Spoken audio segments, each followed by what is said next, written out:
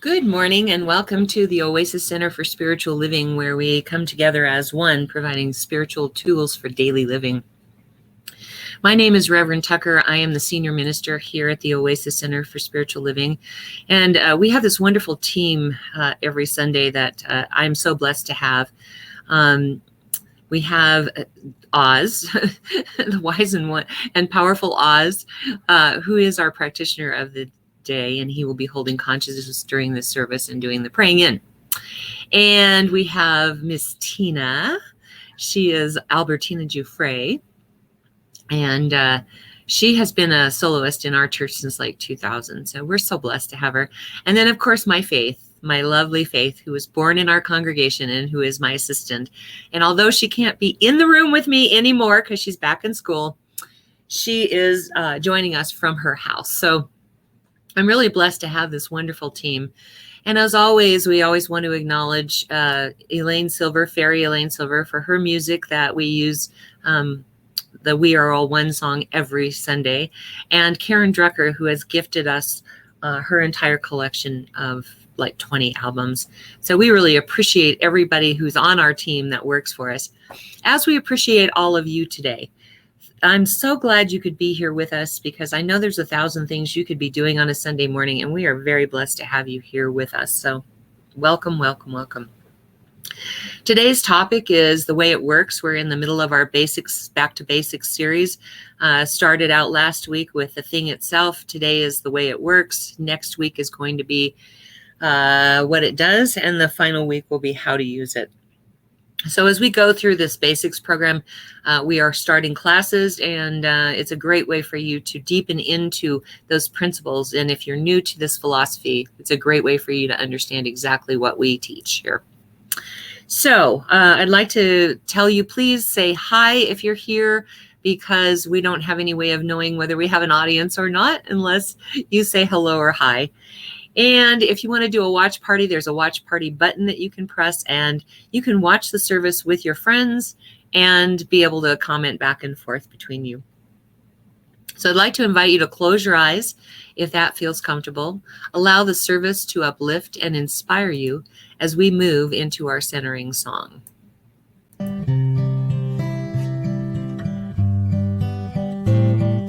Surely the presence of God is in this place.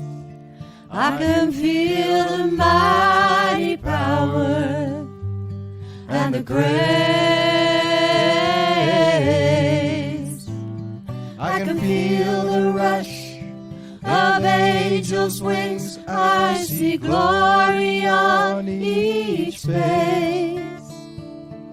Surely the presence of God is in this place. I can feel the mighty power and the grace. I can feel the rush of angels' wings. I see glory on each face. Surely the presence of God is in this place.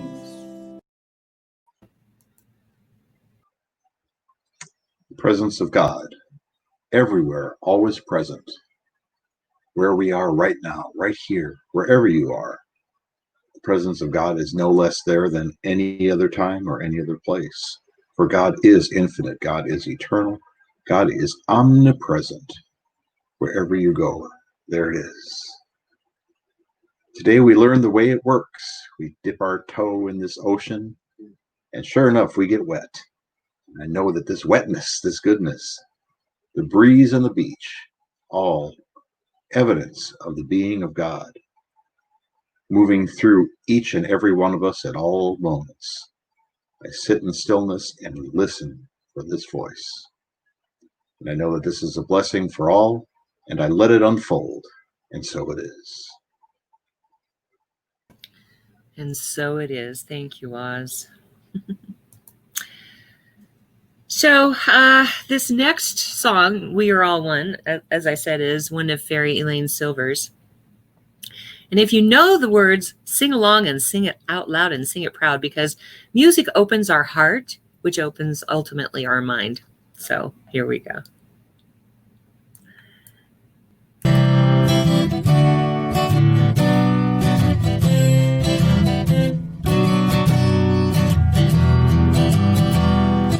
We are all one. We are all one. We are all one in it. I hear it and know it, my being. Spirit is all I am seeing. For God is all there is. Grateful am I to be living, open to what I receive, honoring what I've been given, sharing now what I believe. I remember the oneness around me. I surrender to infinite light, knowing the love that's surrounding me is within me by day and night. And we are all one. We are all one. We are all one in it. Yes, we are all one. We are all one. We are all one in it. Oh, I love that song. So remember to say hi if you're here. Also, if you like something that you hear, we have the thumbs up button. We like getting those. We also love getting love. So if you hear something that you actually love, send us some hearts, because we do love to get love. And if we say something or you hear something in one of the songs that just really strikes you, we always have the little wow button. So I encourage you to use those. We no longer have the ability to clap for everybody, so this is a good way for us to get some feedback. Such a weird world we live in right now. Okay. All right, so I present to you now Tina Giuffre.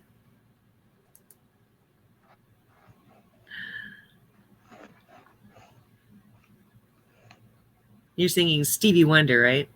Yep. This takes a while to get up, so there you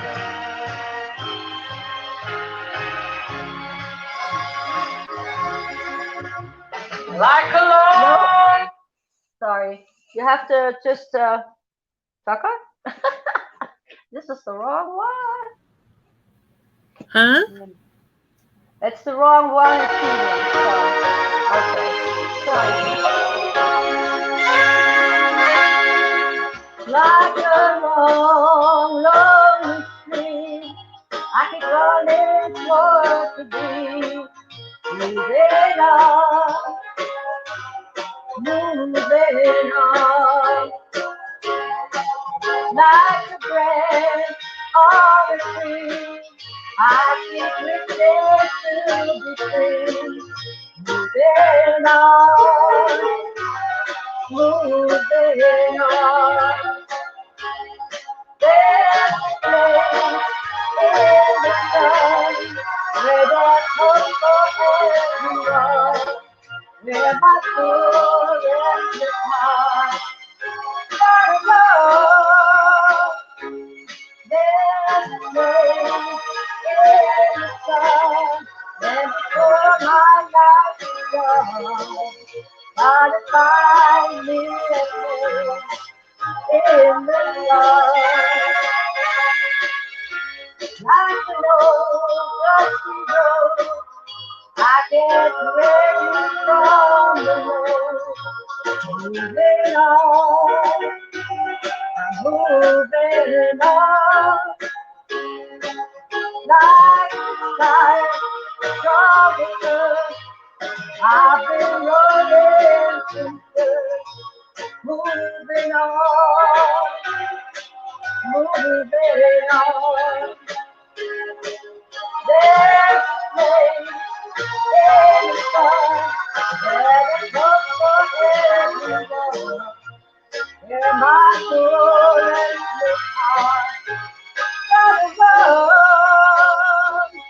I know there's a place in the sun, and before my life is done, gotta find me a place in the sun. You know, the time is back. I want you to know, always remember, there's a place in the sun. There's a place for everyone. Thank you, Tina. That was wonderful. And I will go ahead and clap. I can clap. Here, Thank you. let me get the team on to clap for you. There we go. Everybody clap. You know, Oh, sometimes the thing does what it does too, because all of a sudden it goes into a mix and it puts the other one on top. I'm like, what? No, that's Stevie. you know, it's just so different. It's just so different doing it this way. It just really is. I Thank know. you, Tina. I cannot beat Stevie, okay? Because You did it pretty good. You did it pretty good anyway. Thanks. Oh my goodness. Yeah, it's really different doing church this way. I'm used to having, you know, feedback, visual feedback from people, and you know, I tell jokes and people laugh, and you know, so I've tried to tell jokes a couple times on here, and it's a little strange because nobody's laughing that I can tell. So, you know, it kind of feels like it falls dead, but whatever. All right, so we are doing the Back to Basics series, the first 4 chapters of our Science Mind textbook. The thing itself, which is what I talked about last week. And basically, the gist of the thing itself is that God is embedded within us because we are made of that infinite power, that infinite presence of God. We're made of God's stuff. And so there is that divine imprint in us that is the power within us. And so that is the thing itself, the God, the divine essence inside of us. Today, we're going to talk about the way it works. And the way it works basically is love and law. So let me talk a little bit about love first, because God is both love and law, and God is the name that we give to the universal law, just like gravity is one of the names we give to a physical law. But the love of God is very different from how we have been taught about love. God's love is very impartial and impersonal. And that may sound a little cold to some people. I don't know how many of you are reacting to that right now, but if you are, I want you to understand that it's a good thing. It doesn't sound like it perhaps to you, but it is a good thing. So it's impartial because it works the same way for everyone. For instance, gravity works the same for everyone. Electricity, no matter who turns on the switch, you know, it doesn't matter whether it's, you know, race, color, gender, orientation, none of that matters. If I flip a switch, it's the same as if you flip a switch. The electricity is going to come on. Gravity is the same way. If, you know, I go somewhere and I'm limited to gravity, just like everyone else is, unless you go up into outer space, which, you know, defies gravity. But for the most part, it always works the same every time. And so that's why we say God's love is impartial. We say it's impersonal because we don't believe in a God up there somewhere, a wise man in the sky, a wise judge in the sky. We don't believe in that as an idea of God. Our idea of God is a divine intelligence that exists within us. And, oh yeah, I want to tell the Tennessee story because this just really is an amazing story. I went to Tennessee when I was 18 or 19, I guess, and we stayed up in the hills, like really the hills of Tennessee. And I went with this family in my apartment complex when they went back to visit their family. So we were in the really backwoods. And this woman just got electricity put in her house, and she was so funny because she told me like 15 times a day, she would demonstrate this for me. She would walk over and she'd go, see here, I flip the light switch on this side, and I walk over here and I switch the light off on this side. And she was so proud that she had electricity in her house. And she just constantly wanted to show me, you know, what it was like to have electricity. Now, I've never been without electricity in my house, so I couldn't quite relate to it when I was 18 years old. These days, I really get it, you know, how excited she was because it was a brand new thing for her. But that's an example of the impartiality of God's love. Now, it's impersonal because there's no preferences. If we don't believe in God as a person, God can't have preferences. I grew up, you know, with a philosophy in the Jewish faith that, you know, there was definite preference for male children and male adults. And females were just a way to bring life into the world, you know. The bloodline ran through us, so we were important in that particular case. But for the most part, everything was limited to women. And it was unlimited as far as men went. So what I love about religious science is that we believe in a God that is impersonal. And no matter who you are, God loves you the same as it loves everyone else. And you can never do anything to lose that. So to me, that's a very comforting thought. True unconditional love is what we seek in relationships. It's actually seeking God's love, God's unconditional love, because no one on earth can give us the kind of love, the unconditional love that God can. And we're attracted to people in relationship because we inherently know that God lives inside that person as much as it does inside me. And so it's the God in me wanting to contact itself, so to speak, have communion with itself. And we're attached to people in relationship because we really inherently know this fact that there is that God essence in all of us. And we're trying to reveal more of that divine love here on the earth. It's unconscious, you know, it's not like I sit there and go, I want to attract somebody that I can, you know, well, I do, but I mean, not now, I'm married, but I'm just saying, like, you know, it's an unconscious process. It's not like we set out to, our intent stated out loud is that I'm going to find somebody that will show me God's unconditional love, unless you've been in this philosophy for a very long time, and then your intent may be that. But that's really what's going on. We're trying to reveal more of that divine love and trying to find the perfect conduit through which that love can come to us. And when we realize that, we stop expecting the other person to behave a certain way for us in order for us to feel loved, because we're looking for the other person to provide what is God's and only God's to provide us. And that's where we go wrong. And as long as we're attached to love coming in a certain way, to be packaged in a certain way, or look a certain way, or feel a certain way, or have certain actions, God can't come through that idea. God can only come through when we are open and receptive. And the truth of the matter is, when we don't feel loved, it's because we are unable to receive. So when our form of prayer in religious science is called spiritual mind treatment, because we are treating the mind. We are treating the mind of the person praying. We are treating the mind of the person we are working on behalf of. But it's treating the mind of the person to be more in alignment with the vibration and the thoughts and the expansiveness of God. Okay. So in our faith, what we do is we call it, I have no idea what that is. Okay. We have a little acronym, RURTR. Are you ready to receive? Because those are the steps of treatment. So the 5 steps of treatment are a recognition that God is simply all there is. All there ever has been, all there ever will be, all there is right now in this moment. And we see it, feel it, hear it, know it from everything that we experience. The second step is unification. We know that that divine presence is in us. That's what we're made of. So it is in every thought, every action, every deed. We are guided and led by that infinite power and infinite presence within us, and that we are all one. You see, we are one in it. We're through it, as it. And then we, you know, realization, sorry, all of a sudden my mind went blank. Realization, it's very much like an affirmation. The first two steps are very much like a meditation and a centering, so to speak, to get that idea of the infinite power and the infinite presence of God and how powerful it really is, to get that feeling of it.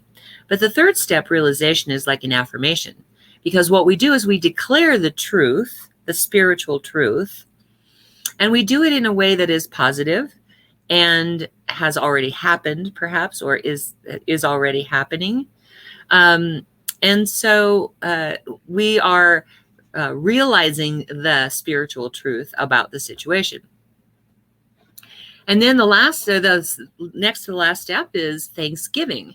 We fill our heart with gratitude to know that this is done already. And then the last step is release. And that's one of the most important steps and the least understood step. Because we say the words, I release this and let it go. And then in 5 minutes, we're like, so it hasn't happened yet. That is not true release. True release means that we let it go and don't think about it again. And if it comes up again, nope, I released that already. But that is our form of prayer in religious science. And what we're basically saying by doing all of those steps is I have prepared myself to be open to the influx of God in whatever form it's taking, whether that be love or health or money. It doesn't really matter. You can use it for everything. And if I've prepared myself to be open to the influx of God through another person, then I'm going to feel love and feel loved. It's only when I don't open to that influx that I see love. I have to see love a certain way, or I can't feel loved, or, you know, this person has to behave a certain way, or I won't feel love, or, you know, their actions have to match my expectations. When all of that's going on, it's very difficult to receive, to be open to receiving God's love as it is funneled through. And I use that word purposely, funnel, because I see us as funnels. I see us as, you know, the God's love comes in through here and funnels itself out like this to other people. And it's not about me having a heart that loves. It's about me being an open channel through which that love can come through. And sometimes our funnels get a little bit clogged up because we think, you know, what we think love should be keeps us from being able to experience that. Now, Ernest Holmes mostly focused on law because he didn't really understand love at first. When he first got into this, he was studying Emerson, and Emerson inspired him with this idea of the oversoul of God. And he was very inspired by it and really wanted to know more about it. But Emerson wasn't one of those, you know, how-to kind of guys. He just had these great, beautiful visions that he would share with people, and people got inspired by those visions. So when Dr. Ernest Holmes found Thomas Troward, who was a judge in India, a Christian judge in India, and he realized that there were similarities between his Christian teaching, excuse me,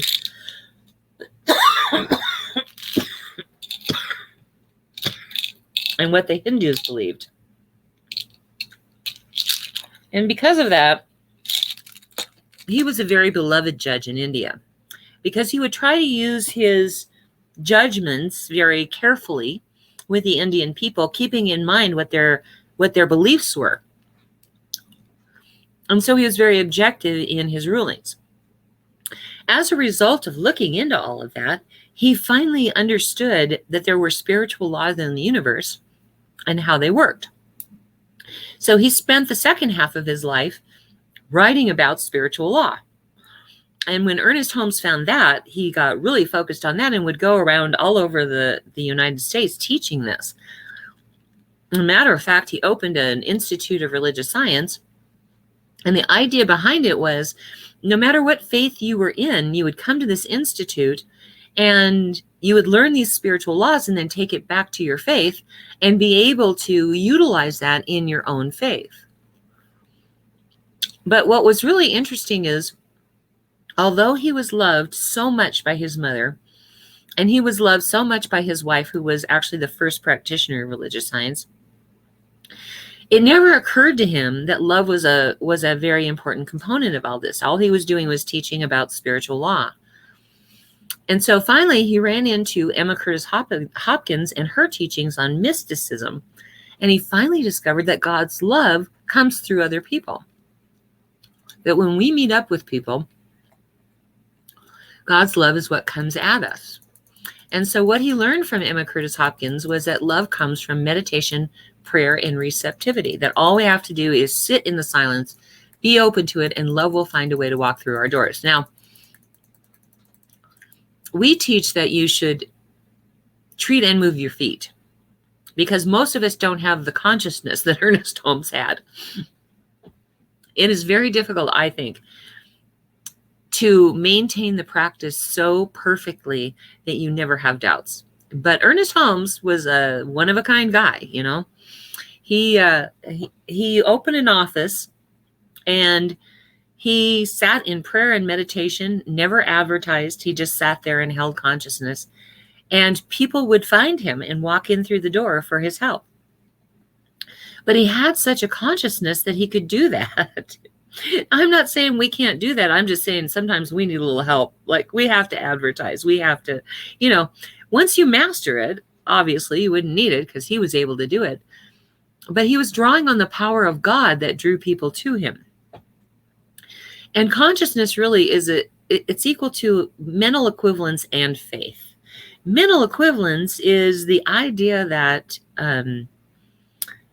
I know that it's my birthright to have whatever it is I'm working on, whether that's money or love or health. I just have a knowingness within me that it is my birthright to have that. Very wealthy people are really good at that because they were raised with so much money, they don't know any different. And so they have a mental equivalent for a lot of money. If you drop them somewhere without a penny, they will wind up making more money and they will survive just fine.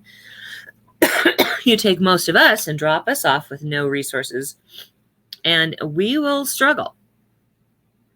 And so that mental equivalent of love, or that mental equivalent of health, or that mental equivalent of money is very important to the process of consciousness. But the other piece of that is faith. And faith is kind of a tricky thing because we equate faith with belief. But here's my take on that. Belief can be changed. Belief is something that I have these beliefs. I know that I have these beliefs, but I wouldn't necessarily say that they are ingrained in me. They're just something I believe. With faith, it is absolutely unshakable that these ideas are true. You never question it. When you truly have faith, and it can't be changed, but we have faith in a lot of things. We just don't realize that it's an unconscious thing that we do where we have faith. For instance, I have faith that the sun is going to rise every morning without fail. I don't doubt that it ever will. I could believe that the sun will come up, but if, there's an eclipse or something like that, my belief would right away be changed, you see. With faith, even with the eclipse, we know that behind that eclipse is the sun. And so we have that deeply ingrained, more than a belief, and that's what faith is. So when I look at consciousness, one of the reasons that Ernest Holmes was able to do that was because he had both the mental equivalent for it and a deep faith, not in God, but of God. There's another one that's a little bit different.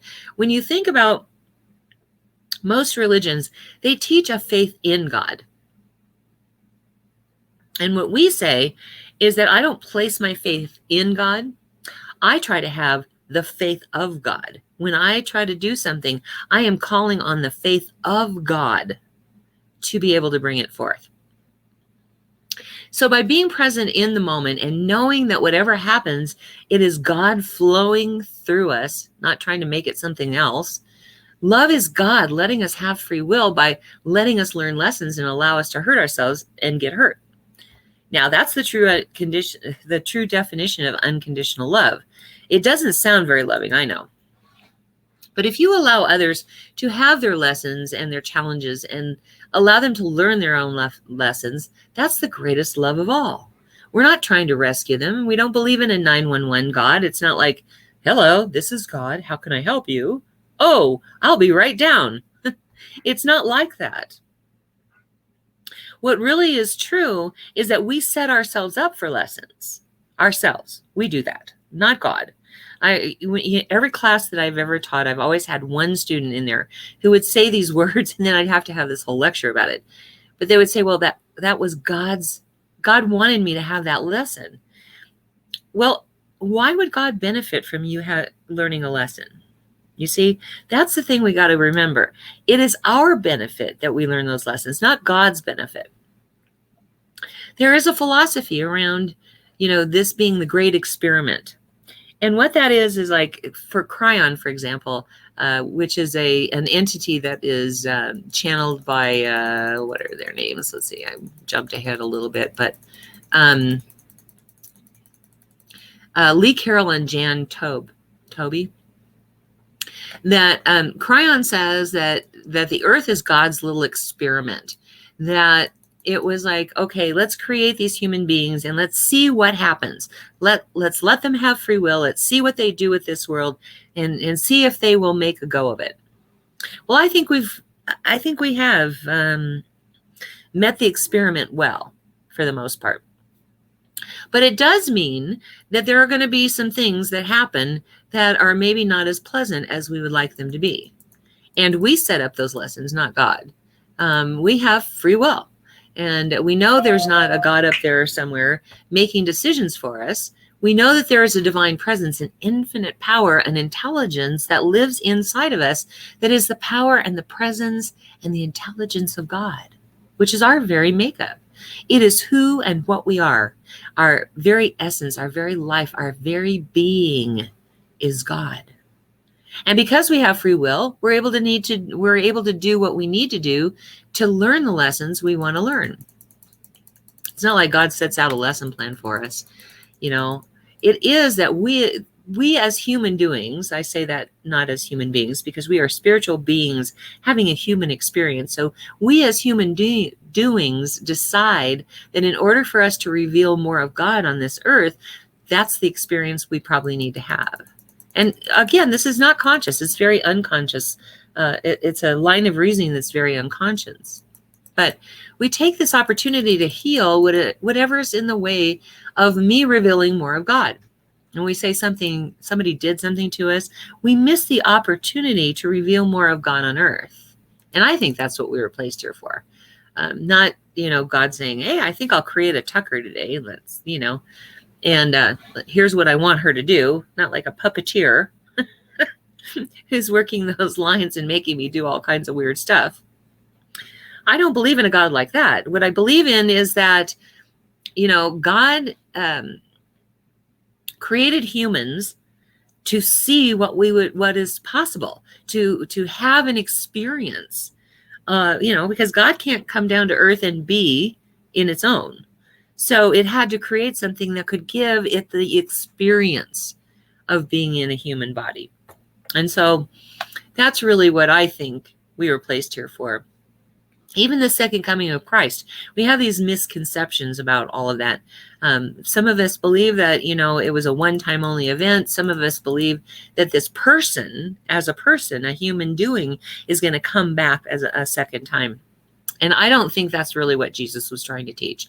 I think Jesus was trying to teach the love of God that's communicated through the Christ essence that we all have, and that the mass consciousness, the second coming of Christ, is that mass consciousness, reaching the point where the realization of the divine presence within has reached millions of people. That's what I think the second coming is about. I think we missed the boat, thinking it was a one-time event or the second coming of an actual person. It's about reaching that point where God's love coming into us and flowing out from us is easy and effortless as this Christ love. Ernest Holmes says, We live in a universe of love as well as the universe of law. One is the complement of the other. The universe of love, pulsating with feeling, with emotion, and the universe of law, the executor of all feeling and all emotion. See, it's no coincidence that we equate lovemaking and the creation of babies as love. You see, God created us as out of love. That was a loving thing that God did by creating us. It's the impetus, the creative force, the impetus for that love that creates not only physical babies, not only human babies or animal babies, but the babies of our invention. Think about that for a moment. If you look around at your world, you are seeing the babies of your invention, those thought forms that you created. And they've actually manifested in physical form. And those are our babies of invention, what love has created. It doesn't feel that way sometimes. Sometimes I look around and I think, oh boy, what have I created?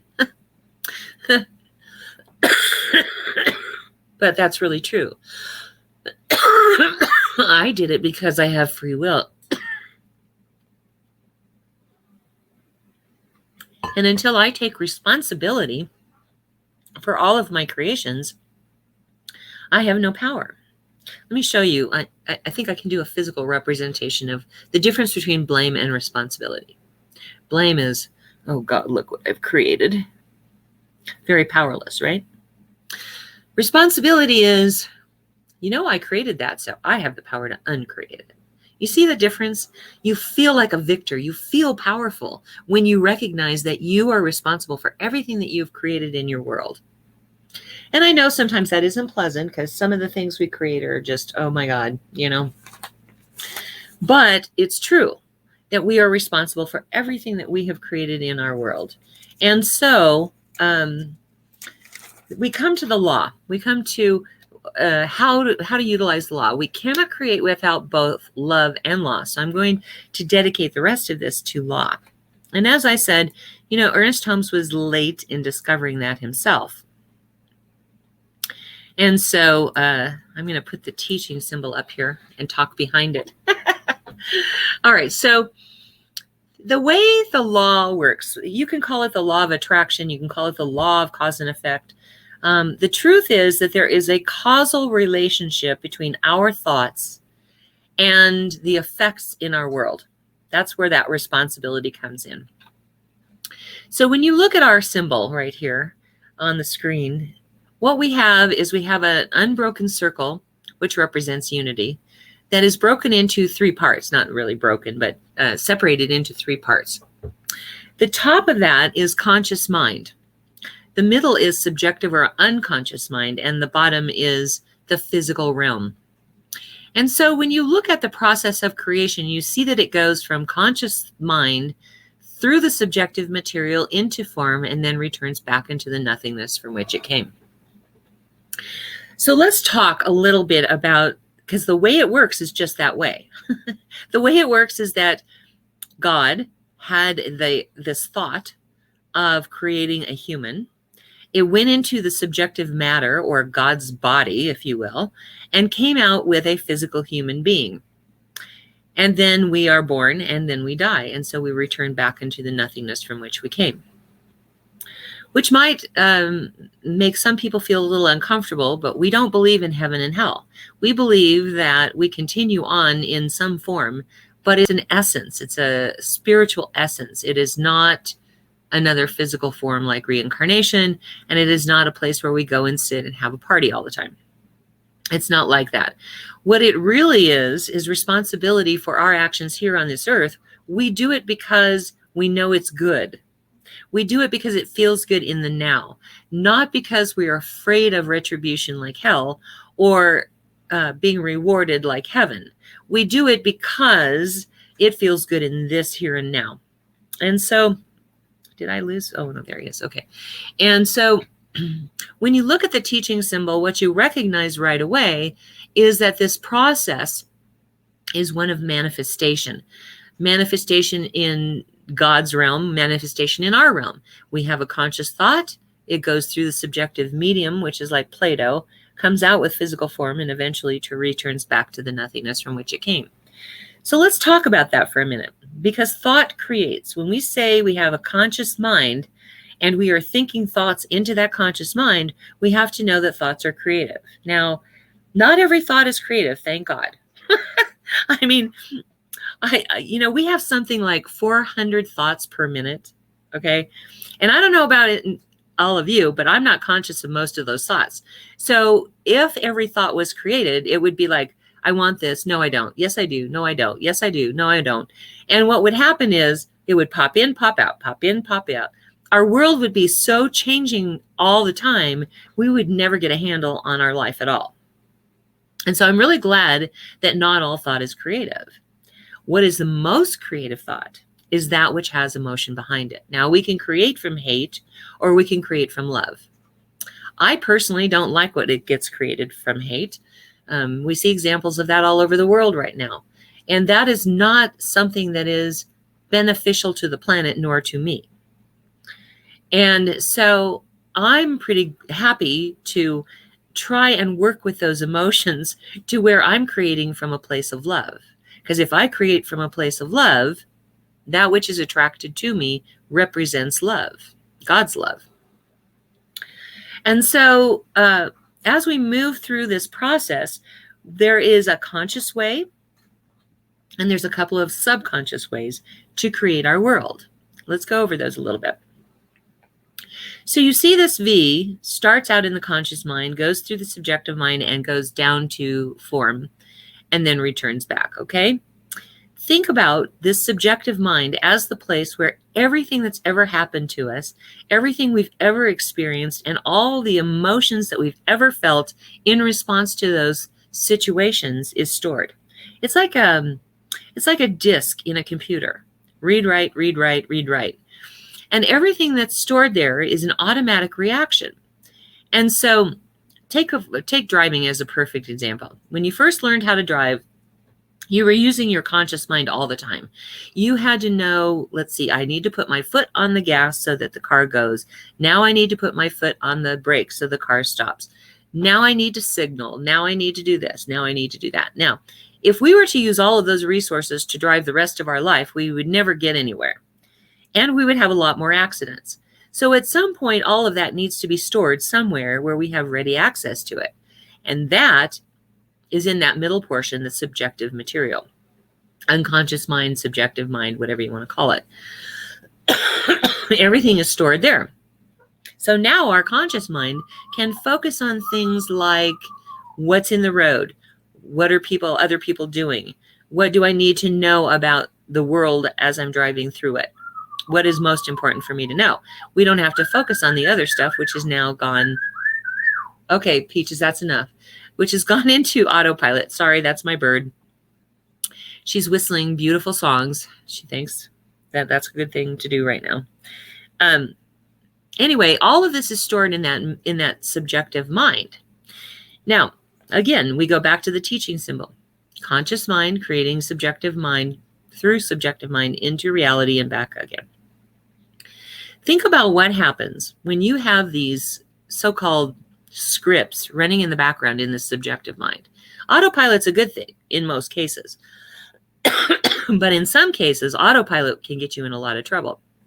What if, for example, you have in the background this V that begins in the subjective mind, goes into form, and goes back into subjective mind. And there is no conscious thought at all at the top. Think about what you create when you do that. You have all this trauma that's been stored in that subjective mind and all of the emotions that have been running around behind it. And that's what you're creating from. That's unconscious creation. There's another form of unconscious creation as well. Think about, so all of your reactions are stored there in the subjective mind. So you start out with a conscious thought, you put it into subjective mind, and all of a sudden there's resistance. It bumps right up and goes away. It never actually comes to fruition. It never actually manifests in physical form. And so when you think about that, those two forms of unconscious creation, they're not very satisfying to us. I will be right back.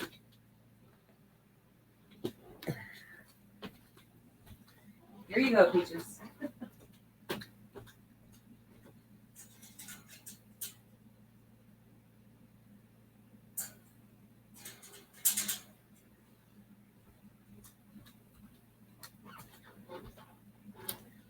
Gave her another little corn cob. And now she's happy.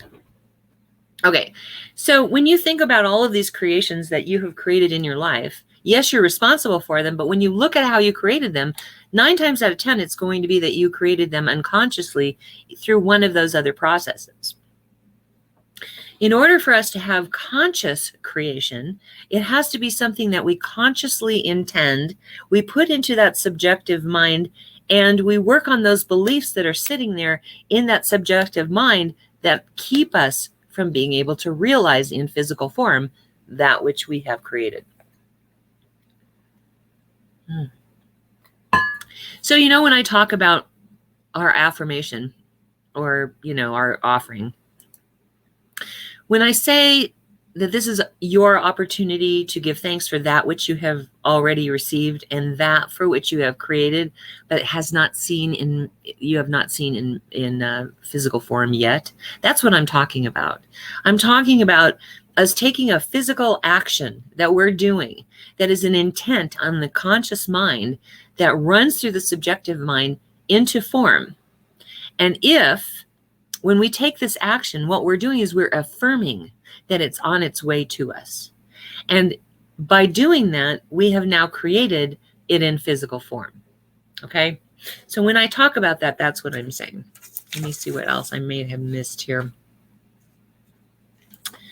Multitasking, we already talked about that.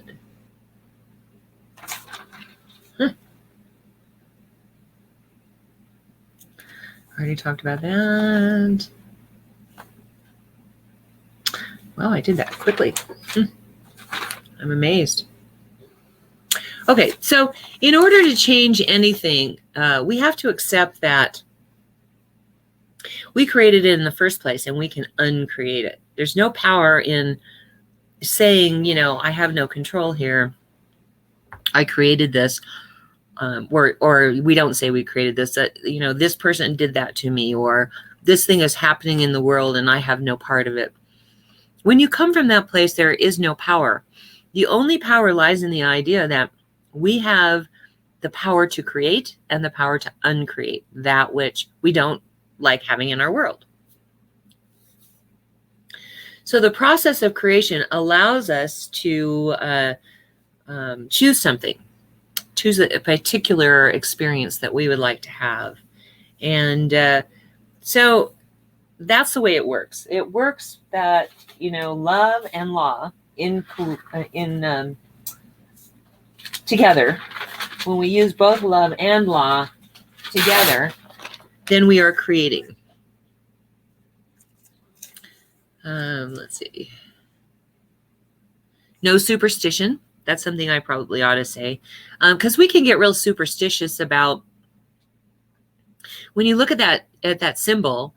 We can get very superstitious about watching our beliefs or watching our thoughts.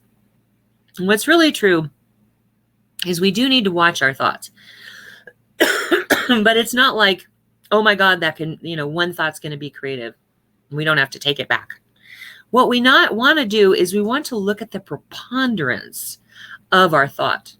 The thought atmosphere that we are thinking in regards to something. And because thought is creative, but the most powerful thoughts are fueled by emotion, we want to watch when we're upset, for example, when we're really, really upset, we want to watch our thoughts very, very carefully. If we work on what is the fear around that, what is, because anger is really about fear. What is the fear around that? And work to get rid of the belief that is sitting in subjective mind, we will find that those creations will create from a space of love, and we will enjoy them so much more. They will attract to us that which we want. Let's see. A lot of that is for in a couple of weeks, actually. I was writing all of this out last night. There is a power for good in the universe, and we can use it. That's a quote from Dr. Ernest Holmes. And I don't think that I think he needed to change that. We can use it consciously. Because if we use it unconsciously, which we do most of the time, we are already using it. And knowing that we can use it isn't very helpful.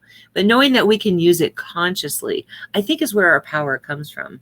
It's where we realize that we have the power to do that. All right. So, all right. Oh, I think I got a little lost here.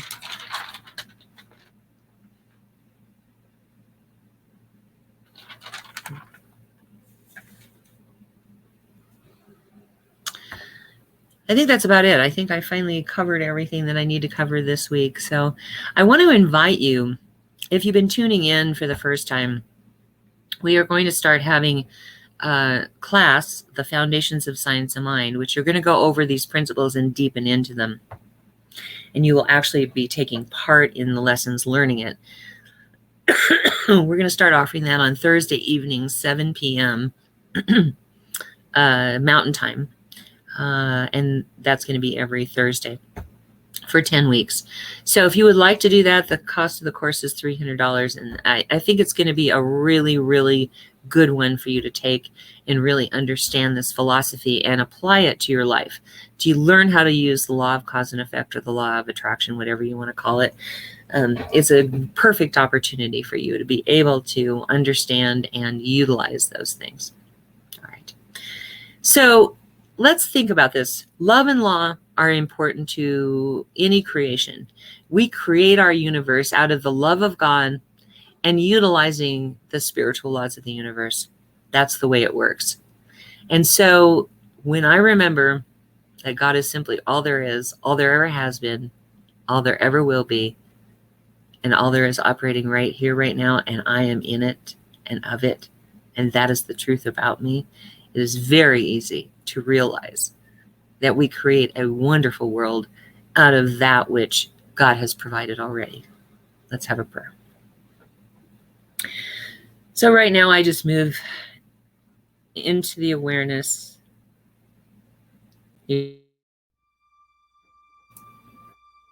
of God here and now, always present, ever present.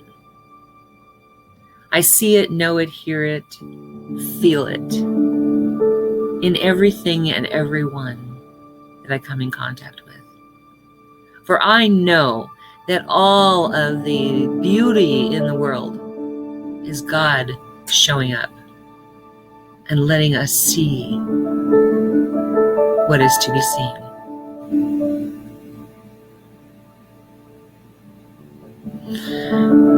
As I sit in this awareness of God as all there is, all there ever has been, all there ever will be, all there is right now, I know that that is where I find myself, my very essence, my very life, my very being. It is who and what I am. And every thought, every action, every deed is guided and led by that one infinite presence that indwells within me, that God life. I know the same truth to be so for my team, or God's team, I should say. They're not my team. God's team, Faith and Oz and Lynn and Tina. For we are one team in God. All for the purpose of inspiring and uplifting the world. God's mission that we are acting out as that one team. And I know that that same truth is so for anyone who is listening to this, whether it be in real time or later.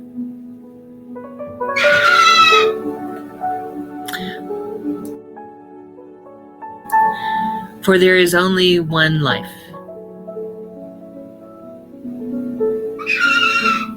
There's no place where one person begins and another leaves off.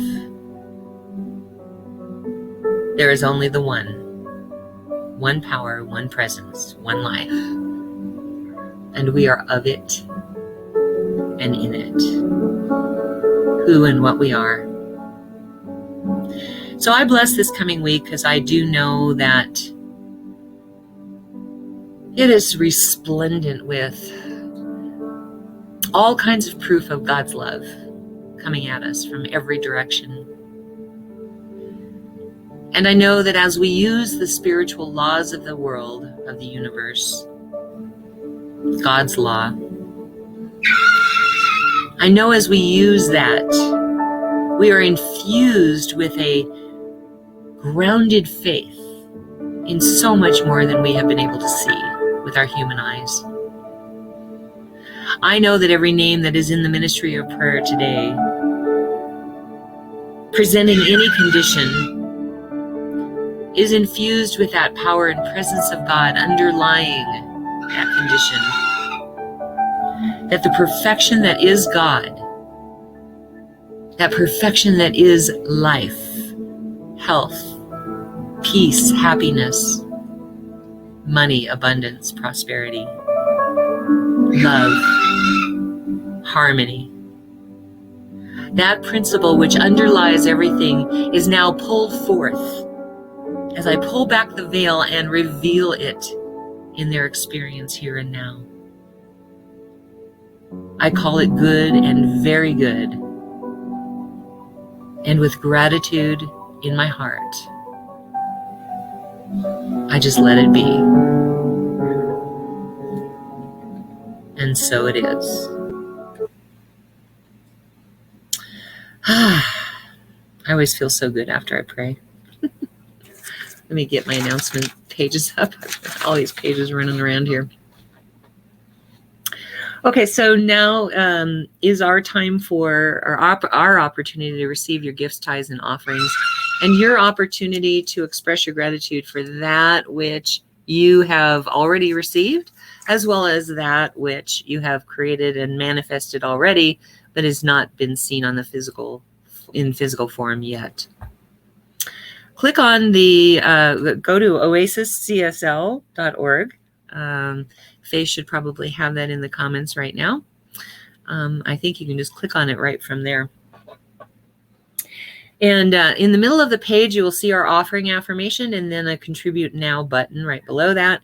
If you're watching this later, you can do this with us right now. Go to that oasiscsl.org and go to that affirmation and say it with us.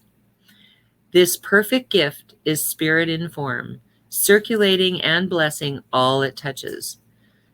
Freely I give and joyously I receive, and so it is.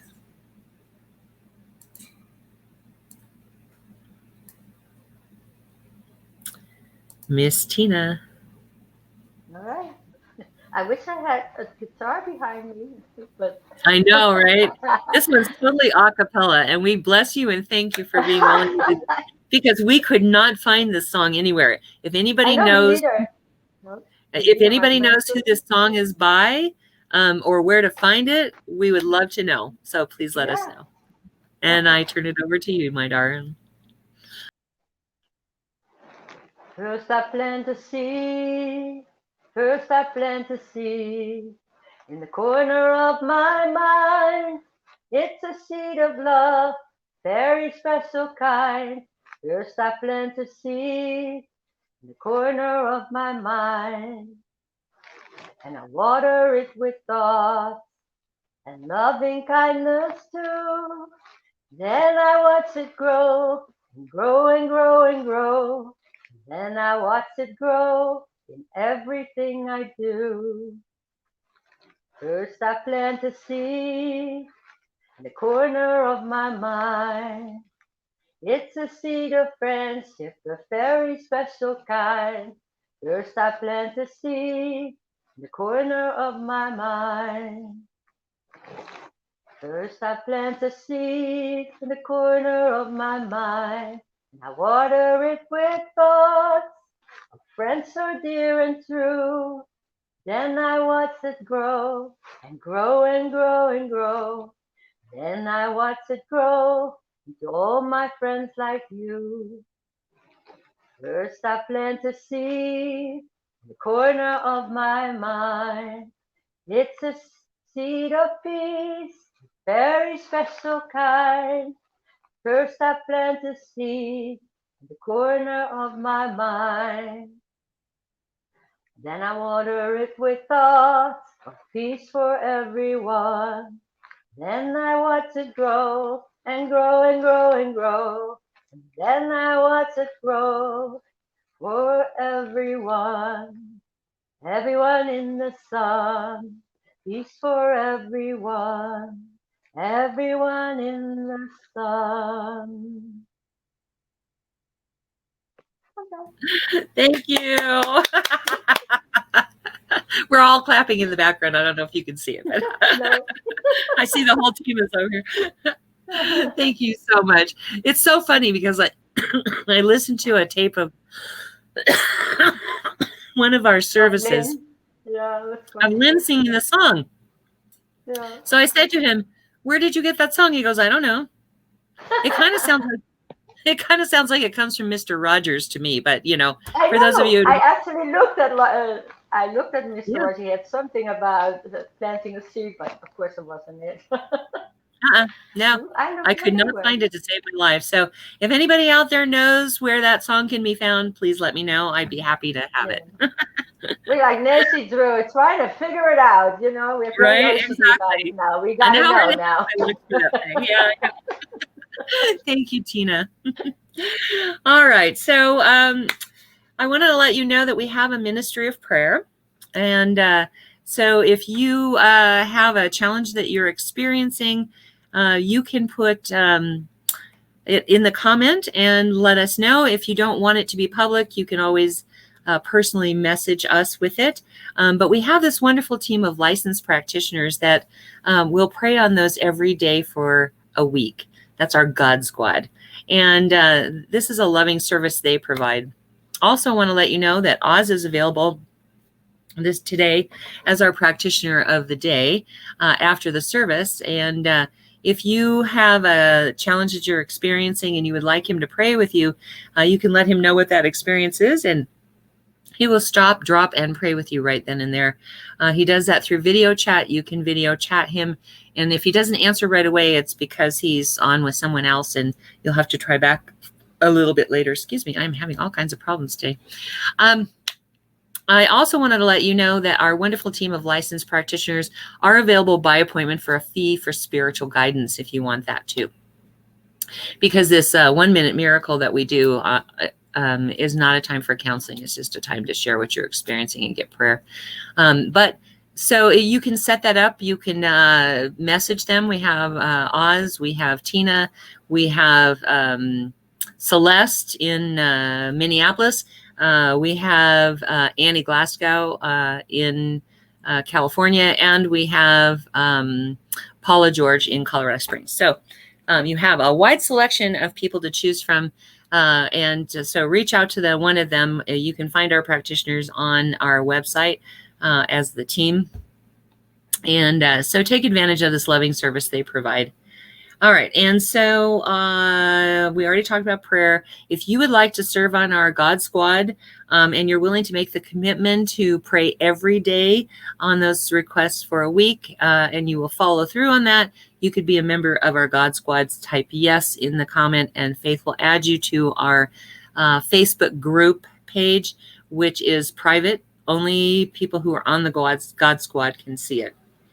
And if you would like to be advised of events coming up, like our classes and stuff, before the general public, you can type more in the comment field and Faith will add you to the public Facebook group page that we have. That is our online community. I already talked about Foundations class, starts October 1st, so we have a few more weeks. Thursdays from 7 to 10 Mountain Time. I am looking at doing a morning class on Tuesdays for our European people so that they're not having to take class at 1 o'clock in the morning. It's usually better if we don't do that to them. So anyway, if you are interested in any of that, you can either go to our website and check it out. You can also click on the link that she's got there for registering for classes through the Ticket Leap. You can message us and give us your email address so that we can send you more information if you need. Okay. Also, Brooks and Bailey. Let's see. She does malas and which are prayer beads, by the way, and bracelets, and it benefits the Rocky Mountain Lab Rescue. And you can reach her at brooksandbailey0307 @ Gmail. Faith has all of that information in the comments there. I want to encourage you to go to Elaine's website, which is in the comments, and purchase a CD. I know you're going to love her music. You do have to contact her because she can't update her website and her address has changed. So you need to contact her so you can send money to the right place. Also, I would like to invite you to go to Karen Drucker's music page and buy her CD. She has wonderful stuff. Her website does work. Always check out our website, www.oasiscsl.org. And we have current video sermons that we've done. I upload those every Sunday. And we also have audio sermons from years prior. So if you're looking for some inspiration during the day and you want to just reach out and grab something, it's there. You can reach us through YouTube. You can get to it from SoundCloud. There's a lot of ways that you can access our sermons, but go to our website. We like to drive you there as much as possible. Let's move into our last song now, Because We Are So Blessed.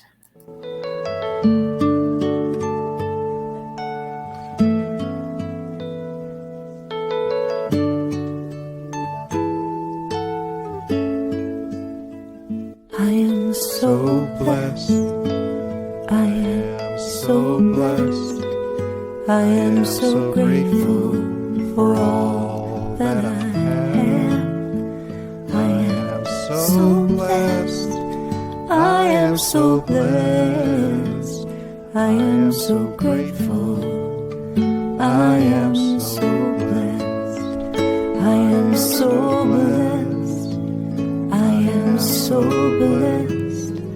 I am so grateful for all that I have. I am so blessed. I am so blessed. I am so grateful. I am so blessed. I am so blessed. I am so blessed.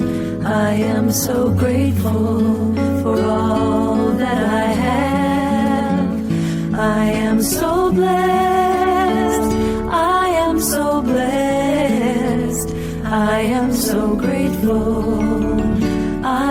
I am so blessed. I am so blessed. I am so grateful for all that I have. I am so blessed. I am so blessed. I am so grateful. I am so blessed.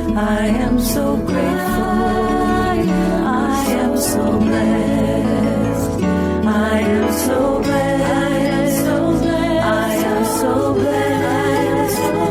I am so grateful for all that I have.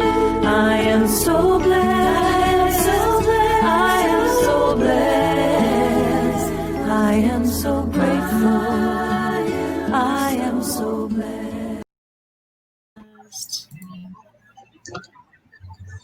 And as I go forward in my week, I know that God's love flows through me to everyone that I meet, and I feel the love of God coming from them to me. For being part of this circle of love, I give great thanks, and I let this week commence. And so it is. And so it is. So it is. All right. Tune in next week to learn what it does, and then join us every week for our Sunday celebration. Be safe. Wear your masks. We love you. Bye for now. Bye.